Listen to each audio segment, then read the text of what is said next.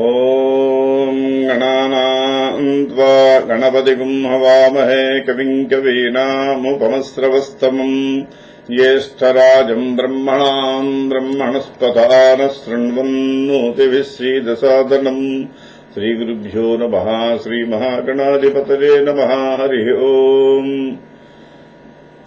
షిర్డీ సాయిబాబా సచ్చరిత్రలో 16వ భాగంగా ఈ రోజున మనం పారాయణ శ్రవణం చేసుకుంటున్నాం. ఓం భవాంధోదిమగ్నార్జితానాం జనానాం స్వపాదాశ్రితానాం స్వభక్తి ప్రియాణాం సముద్ధారణార్థం కలౌ సంభవంతం నమామీశ్వరం సద్గురుం సాయినాథం. ఆరోగ్య విషయంలో అధికారం భీమాజీకి స్వప్న వైద్యం. 1909వ సంవత్సరంలో భీమాజీ పాటీలు అనేటువంటి అతనికి క్షయ వ్యాధి సంక్రమించింది. ఎన్ని రకాల వైద్యాలు పనిచేయలేదు. ప్రతి వైద్యానికి జబ్బు ముదిరిందే కానీ కుదరలేదు. డాక్టర్లు ఏ క్షణమైనా చనిపోవచ్చునని చెప్పారు. దాంతో క్షణ మరణంగా బతుకుతున్నాడు భీమాజీ పాటిలు. దానికి తోడు ప్రతి 5 నిమిషాలకు నోటమ్మట రక్తం పడుతూ ఉండేది. చివరి చూపులు చూడడానికి బంధుమిత్రులంతా కూడా అతనింటికి వెళ్లసాగారు. మొత్తం మీద వారిలో ఎవరో ఒకరు చెప్పారు శ్రీ సాయిబాబా మహిమ గురించి. నట్టేట్లో కొట్టుకుపోయేవాడికి గడ్డి పరక దొరికినా దానిని ఆత్మరక్షణకే వాడుకుంటాడు కదా. అటువంటిది సర్వశక్తిశాలి అయిన బాబా గురించి విన్నాక ఊరుకుంటాడా? తక్షణమే బయలుదేరాడు షిరిడీ. శ్రీ సాయిబాబాను దర్శించాడు. ఆయన పాదాలను అంటి నమస్కరించాడు. తనని కాపాడమన్నాడు. ముందు శ్రీ సాయిబాబా చాలా మోభావంగానే ఉన్నారు. కాని అతని వేదనను అంతా విన్న తర్వాత ఆయన హృదయం పూర్తి కరుణా స్థావరమే అయ్యింది. అందుకనే అతన్ని ఓదార్చుతూ, ఆగు, దుఃఖించకు, నీ భయాన్ని వదిలిపెట్టు, దిగులు మానై, నీ కష్టాలని తీరిపోయాయి. ఎలాంటి కష్టాలలో ఉన్నా, బాధాగ్రస్తులైనా, పీడితులైనా సరే ఏ క్షణంలో ఈ మసీదు మెట్లెక్కుతారో ఆ క్షణమే వారి సమస్తమైన దౌర్భాగ్యాలు నశించిపోతాయి. వారు సంతోషాల దిక్కుగా ప్రయాణిస్తారు. ఇక్కడి ఫకీరు చాలా కరుణామయుడు, నిన్ను కాపాడుతాడు, అల్లా అచ్చా కరేగా అన్నారు. అతఃపూర్వం ప్రతి 5 నిమిషాలకు ఒకసారి రక్తం కక్కుకునే భీమాజీకి శ్రీ సాయి సమక్షంలో ఒక్కసారి కూడా నెత్తురు పడలేదు. శ్రీ సాయిబాబా ఇచ్చిన ఆశీస్సు నెత్తురు పడకపోవడం అనే భీమాజీకి బాబా మీద ఎనలేని గురికి తెచ్చాయి.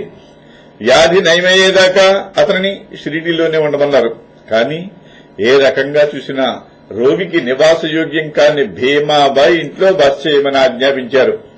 శిరసా వహించాడు భీమాజీ. కాని శ్రీ బాబా అతనికి ఏ మందు మాకు ఇవ్వలే. ఆహార విహారాలకు నియమాలను చెప్పలేదు. అతనికి అన్ని విధాలా అసౌకర్యమైన చోట అలా ఉండమన్నారంటే. రోజులు గడుస్తున్నాయి. బాబా వైద్యం చేస్తూనే ఉన్నారు. ఎలా? కలలో. అవును, భీమాజీకి ఒక కల వచ్చింది. ఆ కలలో అతను పాఠశాల విద్యార్థిలా ఉన్నాడు. శ్రీ సాయిబాబా మాస్టర్లా ఉన్నారు. పద్యం అప్పగించలేదనే కారణంగా శ్రీ సాయి మాస్టారు భీమాజీ విద్యార్థిని కొడుతున్నారు. ఈ కళ కనబడిన తదుపరి భీమాజీకి జబ్బు తగ్గుతున్నట్లుగానే అనిపించింది. కానీ లోపల బాధ మాత్రం అలాగే ఉండేది. అంతలోనే మరొక స్వప్నం వచ్చింది. అందులో శ్రీ బాబా భీమాజీ ఛాతీ మీద ఒక పెద్ద బండరాయిని పెట్టి పచ్చడి నూరినట్లు పైకి కిందకి అరగదీస్తున్నారు. అంతే. ఈ 2 స్వప్నాలతో భీమాజీ వ్యాధి తెక్కిపోయింది. కొందరు విస్తుపోవచ్చు, కలలో కనిపించి వ్యాధులు నయం చేస్తారా ఏమిటి? కాని అటువంటివి మనబోటి సామాన్యులకు అసాధ్యం. కాని యోగులకు, దైవాంశ సంభూతులకు, దైవానికి సాధ్యం కానిదేది ఉండదని గ్రహించాలి. ప్రఖ్యాత దైవాలైన శ్రీ ఆంజనేయ స్వామి, శ్రీ యాదగిరి నృసింహదేవులు కూడా ఎందరో భక్తులను స్వప్నంలోనే స్వస్థులను చేస్తున్న విషయం ఆస్తిక మహాశయులంతా తెలుసుకున్న సంగతే. ఆ విధంగానే శ్రీ సాయిబాబా ఆనాడు ఈనాడు కూడా ఆశ్రితులకు స్వప్న సుషుప్త్యావస్థలు అన్నింటా కూడా ఆరోగ్యాన్ని, ఆనందాన్ని, అనుభవాన్ని అందిస్తూనే ఉన్నారు. కేవలం కలలో కనబడి వైద్యం చేయడమే కాదు, తాను స్వప్న దర్శనాన్నిచ్చి ఇతరుల చేత వైద్యం చేయించిన ఘట్టాలు కూడా శ్రీ సాయి లీలలో అనంతంగా ఉన్నాయి. చిన్న పరిశీలన చేద్దాం. ఎక్కడో శ్రీ షిరిడి సాయిబాబా భక్తుడైన హరిబాబు పన్సే అనేవాడు ఒకసారి పొరుగురులోని మిత్రుడిని చూడడానికి వెళ్లాడు. అదే సమయానికి ఆ మిత్రుడి తమ్ముడు మంచాన పడి ఉన్నాడు. ఏమి చేసినా పరిస్థితి మెరుగుపడకపోవడంతో ఆ మిత్రుడు పన్సేను సమీపించి, నీ సాయి నిజంగా మహాత్ముడే అయితే నీ ద్వారానే నా తమ్ముడిని కాపాడాలన్నాడు. కాని రోగి పరిస్థితి చాలా ప్రమాదంగా ఉండడం వలన ఫన్సే తప్పించుకోవాలనే ఉద్దేశంతో చాలా ఎక్కువ ఫీజును అడిగాడు. అందుకు మిత్రుడు అంగీకరించడంతో ఫన్సే కూడా శ్రీ బాబా మీదనే భారం వేసేశాడు. ఆ రాత్రే శ్రీ సాయి ఫన్సే కల్లో కనబడి రోగికి ఇవ్వాల్సిన మందుల్ని ఫన్సేకి చెప్పారు. మరునాడు ఆ మందులను వాడగానే రోగి కోలుకోసాగాడు. ఇది మరీ చిత్రం కదా. సరే, ప్రస్తుతంలోకి వద్దాం. శ్రీ సాయిబాబా కరుణతో స్వస్థత పొందిన భీమాజీ పాటీలు తన కృతజ్ఞతను ఒక విచిత్రమైన పంథాలో తెలియజేశాడు. అదే శ్రీ సాయి సత్యవ్రతం. అప్పటి వరకు మహారాష్ట్రలో వారికి సత్యనారాయణ స్వామి వారికి వ్రతం చేసే అలవాటు ఉండేది. కానీ భీమాజీ దానిని మార్చి శ్రీ సాయి సత్యవ్రతం అని పేర కల్పించి ముందుగా దానిని తానే ఆచరించడం ప్రారంభించాడు. నాటి నుంచి నేటికి కూడా, అంటే సుమారు 84 సంవత్సరాలుగా మహారాష్ట్రలో ఆ సాయి సత్యవ్రతం అశేష భక్త కోటి చేత ఆచరింపబడుతూనే ఉంది. ఇటువంటి శ్రీ సాయిబాబా అద్భుత చికిత్సా విధానాలు ఎన్నైనా చెప్పుకోవచ్చును. కానీ వీటన్నిటినీ బట్టి చూడగా ఔషధ మహిమ కన్నా శ్రీ సాయిబాబా యొక్క ఆశీర్వాద మహిమయే ఎక్కువగా ఉన్నట్టు రుజువుతోంది మనకి. లేకపోతే ఆయన చెప్పే మందులు అవే మందులు, ఆయన చెప్పినప్పుడు మాత్రమే వాడితే పనిచేస్తాయి, చెప్పనప్పుడు వాడితే వికటిస్తాయి. ఏ డాక్టరు కూడా పనికిరావన్న మందులు రోగాలను ఎలా తగ్గించాయి? కేవలం బాబా పలుకులే కారణం. ఉదాహరణ చూద్దాం. శ్యామ ఒకప్పుడు మూల వ్యాధితో బాధపడుతుంటే శ్రీ బాబా అతనికి సోనాముఖి కషాయాన్ని ఇచ్చారు. అది త్రాగితే శ్యామకు గుణం కనిపించింది. 2 ఏళ్ల తర్వాత ఆ వ్యాధి తిరగదోడింది. అప్పుడు శ్రీ సాయి ఇచ్చారు కదా అనే ధైర్యంతో ఇప్పుడు కూడా సోనాముఖి కషాయమే త్రాగాడు శ్యామ. కానీ అది వికటించి వ్యాధి మరింత విజృంభించింది. అనంతరం శ్రీ సాయిబాబా అనుగ్రహం వలన చక్కబడిందనుకోండి. మరి ఇదేం విచిత్రం? శ్రీ బాబా మాట ఇచ్చే మంద ఏది చికిత్స? మరో పర్యాయం భూటి విపరీతమైన వాంతులు, జిగట విరోచనాలతో చాలా బాధపడ్డాడు. శ్రీ బాబా అతనిని పిలిపించి తన ఎదుటి కూర్చోబెట్టుకుని బెదిరిస్తున్నట్లుగా చూపుడు వేలు ఆడిస్తూ, జాగ్రత్తగా విను, నువ్వు విరోచనం చేయకూడదు, వాంతులు కూడా ఆగిపోవాలి, జాగ్రత్త అన్నారు. అంతే.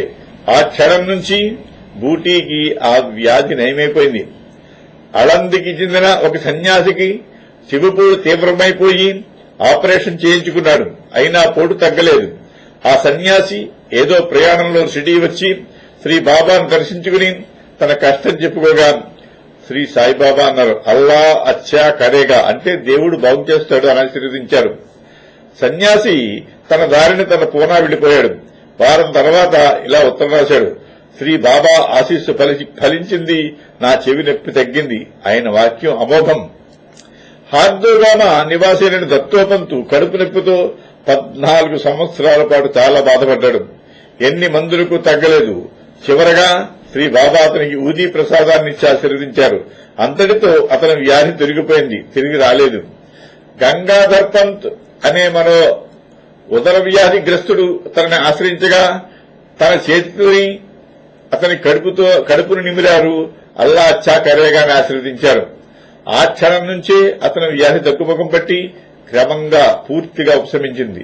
వీటన్నిటినీ బట్టి చూస్తుంటే మనకి అర్థమయ్యేది ఒకటే, మందులు మాకులు అనేవి మిషలే గాని యథార్థానికి సర్వ ఆరోగ్యదాయిని అనారోగ్య హారిణి కేవలం శ్రీ సమర్థ సద్గురు సాయినాథుల వారి కృప మాత్రమే అనడంలో ఏమీ సందేహం లేదు. శ్రీ సాయిబాబా షిరిడీలో ఏకటాకీని 60 సంవత్సరములు నివసించినప్పటికీ కూడా ఆయన స్వగ్రామమేదో, తల్లిదండ్రులెవరో, పూర్వాశ్రమముందని పేరేమో కూడా ఎవరూ తెలుసుకోలేకపోయారు. ఎంతగా ప్రయత్నించినా కూడా ఎవరికీ సాధ్యపడలేదు. ఇటువంటి సందర్భాలలోనే నానావలి అనే అన్వేషకుడికి శ్రీ బాబాకి జరిగిన సంభాషణ చూద్దాం. నానావలి అడుగుతున్నాడు, బాబా నీ పేరు చెప్పమంటే చెప్పేమిటి? ఈ విషయంలో నీకింత మొండితనం ఎందుకు అని అడిగేసరికల్లా శ్రీ బాబా చెప్తున్నారు, నేను చెప్పను సరే, నేను మొండివాణ్ణి, కానీ నువ్వు పండు మేధావివి కదా, నీ పేరేమిటో చెప్పు. నానావలి అన్నాడు. నా పేరు నానావలి. శ్రీ బాబా అన్నారు, అది నీ దేహానికి నీ తల్లిదండ్రులు పెట్టిన పేరు. నేను అడిగింది నీ శరీరం పేరు కాదు, నీ పేరు నానావలి అంటున్నాడు. ఇదేం ప్రశ్న? నా పేరు కాకుండా నాకు ఇంకో పేరు ఎలా ఉంటుంది? నాకే అర్థం కావడం లేదన్నారు. శ్రీ బాబా అన్నారు, అర్థం కాక నువ్వు చెప్పలేవు, అర్థమై నేను చెప్పను. బాగా ఆలోచించి చెప్పు, నీకంటూ అసలు ఒక్క పేరు కూడా లేదా? నానావలి అన్నారు, నీ ప్రశ్నలతో నేను అస్సలు ఆలోచించలేకపోతున్నాను, దయచేసి అర్థమయ్యేలా చెప్పన్నారు. ఆ అన్వేషకుడు అలా ప్రార్థించగానే శ్రీ బాబా ఇలా బోధించారు. ఏమనంటే, నాయనా, ఈ శరీరమనే నేను అనుకోవడం తప్పు. ఇది నేడో రేపో రాలిపోయే తోలు పొరయే కాని సత్యమును శాశ్వతమును అయినా నేను అనబడు ఆత్మ మాత్రము కాదు. పేరు ఈ తోలునకే గాని దీనిని తోలు ఆత్మకు లేవు. మీరందరూ నన్ను నా పేరు అడుగుతున్నారు. నా ఈ దేహమునకు ఏ పేరైననేమి మీరు ఏ పేరుతో పిలిచినను నేను పలుకుతూనే ఉన్నాను కదా. అయినను వేరొక పేరు చెప్పమందురేలా. నేను సర్వభూతములయందున వ్యాప్తుడనై ఉన్న ఆత్మనే గాని ఈ శరీరమును గాను. అందరి ఎందున గుప్తముగానున్న నాకు అన్ని పేర్లు కూడా నావే అవుతాయి. అనగా సర్వనామములను నావే. కావున నే సర్వనాముడునే గాని నామవాచకుడుని గాను. ఎంతటి చక్కటి బోధ చూశారా? సర్వనాముడనగా అన్ని పేర్లు తనవే అయినవాడని అర్థము. భాషా భాగములందు నామవాచకము, సర్వనామము, క్రియా, విశేషణము వంటివి గలవు గదా. అందరి సర్వనాముడను మరి ఒక అర్థము. అది, ఇది, వాడు, వీడు అనేటువంటివి సర్వనామములు. అది శక్తి కావచ్చు, భుక్తి కావచ్చు. అట్లే వాడు అనగా రాముడు కావచ్చు, రహీముడు కావచ్చు. దేనినైనా సరే తెలిపినది సర్వనామము. శ్రీ సాయిబాబా సమస్తమును తమ పేరులేనియు ప్రత్యేక నామరహితమై తత్ అనేటువంటి శబ్దము చేత తెలుపబడు పరమాత్మ తత్వమే తామని బోధించారు. ఇంకో రకంగా మళ్లీ బోధించారు. ఎలాగంటే, భాషాపరంగా నామ రూప క్రియలని అనడమే గాని వాటిల్లో మొదటిది రూపమే. ఈ శరీరం జన్మించిన తర్వాతే కదా నామకరణం చేసేది. అందువల్ల రూపం ప్రధానం. దానికి ఒక గుర్తుగా పేరు ఏర్పరిచారు. పుట్టి పేరు పెట్టి పెరిగిన తర్వాత ఆ దేహి ఏం చేస్తాడో ఎవరికి తెలుసు? అశాశ్వతమైనటువంటి ఈ దేహం ఏ క్షణమైనా పడిపోవచ్చును. ఒకరు ఈ వేళైతే మరొకరు రేపు. అంతేకాని ఎవరూ శాశ్వతులు కారు. చిరంజీవులుగా చెప్పబడిన వాళ్ళెవరూ కూడా మనకిప్పుడు కనిపించడమే లేదు కదా. స్వచ్ఛంద మరణాన్ని వరంగా పొందిన భీష్ముడే 3 తరాల తర్వాత ఈ బతుకు దర్భరంగా ఉందనుకున్నాడు. సంసారం సమస్తం హింసామయంగానే భావించాడు. కాబట్టి ఏ రోజునైతే ఈ తనువు నశిస్తుందో ఆ రోజే దీని పేరు కూడా నశించిపోతుంది. ఈ శరీరం చేసిన పనులు కూడా కొన్నాళ్లు గుర్తుకున్న తరువాతి తరాలు వాటిని విస్మరిస్తున్నాయి. దీన్ని బట్టి ఇవేవి శాశ్వతాలు కావని తెలుసుకోవాలి. ఉదాహరణకు, ఒకరి పేరు రాముడు కావచ్చు. అతని కుటుంబంలోనో బందికోటుల్లోనో రాముడు అనగానే అతని రూపం తోచవచ్చు. కానీ బయట ప్రపంచానికి మాత్రం రాముడు అంటే అయోధ్య రాముడు లేదా వాళ్ళ బంధువులు గుర్తుకు వస్తారు. కానీ ఈ రాముడు మాత్రం గుర్తుకురాడు. సేతు బంధనమో రావణ సంహారమో వంటి ఉత్కృష్టమైన సత్క్రియలు చేయడం వల్ల ప్రపంచంలో మిగిలిన పేరే గాని ఇతరమైనది పేరు కాదు. ఎవడు చచ్చాడని తెలిస్తే ప్రపంచమంతా పరమాన్నాలు వండుకు తింటుందో అలాంటి వాడి పేరేం పేరు? కాబట్టి సత్క్రియాలబ్ధమే పేరు, అదే యశస్సు, అదే సత్కీర్తి. ఓం స్వస్తి ప్రజాభ్య పరిపాలయంతాం న్యాయేన మార్గేణ మహీం మహీషా గోబ్రాహ్మణేభ్యః శుభమస్తు నిత్యం. లోకాః సమస్తాః సుఖినో భవంతు.